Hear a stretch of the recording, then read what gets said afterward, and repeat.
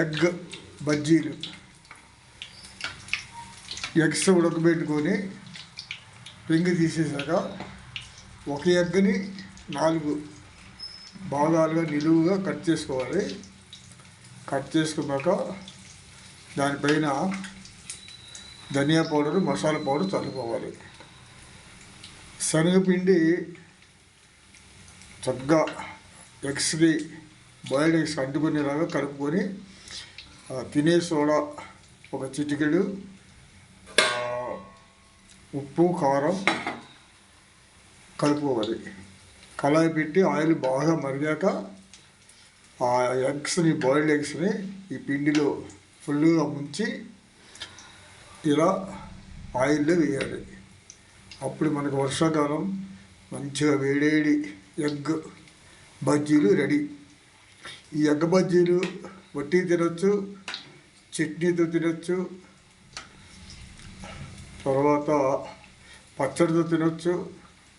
వీటిని ఎగురుగా చేసుకోవచ్చు, పులుసుగా చేసుకోవచ్చు, అంటే కర్రీస్ కూడా చేసుకోవచ్చు అన్నమాట. బాయిల్డ్ ఎగ్ బజ్జీతో మనం 4-5 ఐటమ్స్ చేసుకోవచ్చు. మంచి టేస్టీగా ఉంటుంది. ఆ ఎగ్ తీసి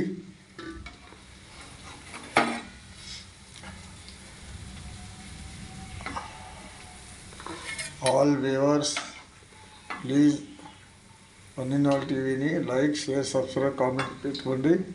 ఇలా చేసుకోండి. వర్షాకాలంలో వేడివేడి టేస్టబుల్గా తినండి. మొత్తం ఆయిల్ అంతా పోనీ, అది చిల్లు ఇలా గరిటె మారితేనే ఆయిల్ మొత్తం పోతుంది. ఈ ఆయిల్ మనం కర్రీస్లో వాడుకోవచ్చు, వేస్ట్ ఏమి కాదు. బాగా చల్లారాక మనం టిన్లో వేసేసుకోవచ్చు.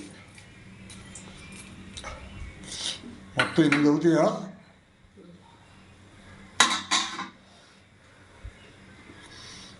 రైట్, అందంగా చూడండి. ఇంకా 2 చేయాలి. చెప్పా కదా, ఒక గుడ్డుని 4 నిలువుగా చేయాలి. ఉందా పిండి? కాదు, పిండి కలిపి ఉందంటే మిక్సీ ఉల్లిపాయ పకోడీ వేసి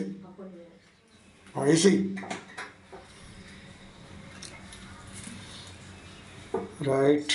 అందమైన బాయిల్డ్ ఎగ్ బజ్జీస్.